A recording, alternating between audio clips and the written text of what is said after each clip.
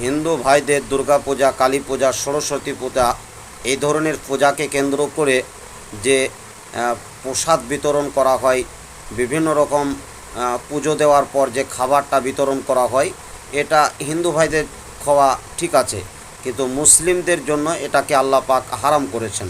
অতএব মুসলমানদের এই ধরনের প্রসাদ খাওয়া মোটেই জায়েজ নয়। এটা সরাসরি কোরআন পাকে আল্লাহ হারাম করেছেন এবং শিরকের অন্তর্ভুক্ত বলেছেন। অতএব এই বিশ্বে যারা মুসলিম আছেন তাদের উচিত এই ধরনের খাবার থেকে বিরত থাকা।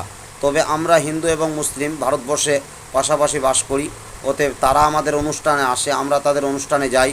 অতএব পুজো কেন্দ্রিক কোনো খাবার যদি না দেয় তাহলে সেগুলো খেতে পারেন, যেমন মিষ্টি আমরা অহরহ জোয়া আশা করি তখন একে অপরকে দিই, খাই। এইভাবে যদি খাবার হিন্দু মুসলিম দেওয়া নেওয়া হয় সেটা খাওয়া যায় যাচ্ছে, কিন্তু পুজোকে কেন্দ্র করে যে প্রসাদটা বিতরণ করা হয় ওই প্রসাদটা খাওয়া মুসলমানদের জন্য হারাম এবং শিরিক এবং কাবিরা গুনার অন্তর্ভুক্ত।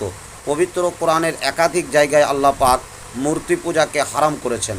অতএব মূর্তি পূজাকে কেন্দ্র করে যে সমস্ত খাবার দেওয়া হয়, উপঢৌকন দেওয়া হয়, বিভিন্ন ফ্যাসিলিটি দেওয়া হয়, তারপরে বিভিন্ন জিনিসের ছাড় দেওয়া হয়, এই সুযোগ সুবিধাগুলো নেওয়া মুসলমানদের জন্য হারাম। এগুলো কোনোভাবে জায়েজ নয়।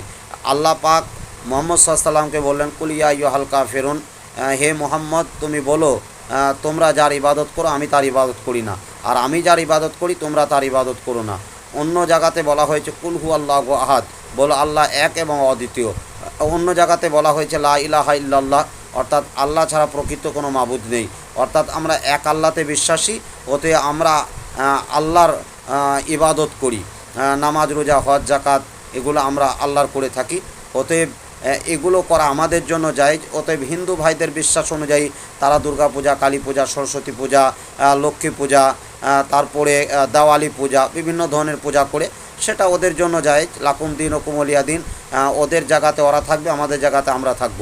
কেউ কারো বিরোধিতা করার কোনো প্রয়োজন নেই। তবে বিষয়টা হচ্ছে তারা পুজোকে কেন্দ্র করে যে খাবারগুলো বিতরণ করে, অনেক সময় লাড়ু মুড়ি বিতরণ করে, অনেক সময় বিভিন্ন ফল কেটে প্রসাদ বিতরণ করে, সেগুলো জোর করে মুসলমানদেরকে খাওয়ানো হয়। অতএব জোর করে কাউকে ধর্ম পালন করা যায় না, অর্থাৎ নিজ নিজ ধর্ম নিজ নিজে পালন করবে। অতএব মুসলমানরা যদি আপনাদের আন্ডারে থাকে বা মুসলমানদের আন্ডারে যদি আপনারা থাকেন, তাহলে তারা জোর করতে পারবে না বা আপনারাও তাদেরকে জোর করতে পারবেন না। একে অপরকে এই প্রসাদ মানে জোর করে খাওয়াতে পারবেন না। অতএব মুসলমানদের জন্য এটা খাস করে খাওয়া হারাম এবং শিরকের অন্তর্ভুক্ত। তবে হিন্দু ভাইরা এটা খাবে, এটা কোনো সমস্যা নেই।